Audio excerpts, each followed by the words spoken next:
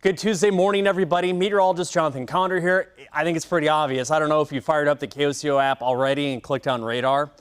You need the umbrella this morning. High rain chances right in central Oklahoma, but please understand there's a flood risk for this morning, and it's because all the rain we picked up here in the last few days, and that flood risk does include OKC, all the counties highlighted in green. That's at least until noon.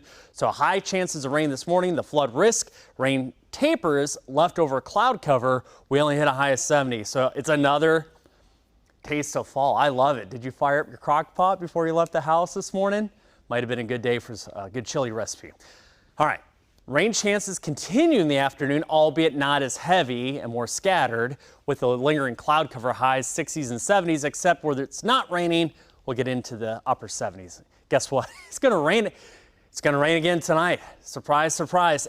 We'll talk timing, if there's any risk, how much rain. It's a wet pattern. Does this impact your weekend? Come pay us a visit. A couple of big chances for you. 9 a.m., 11 a.m., KOCO 5 News on air online. We'll have your updated 5+5 day forecast.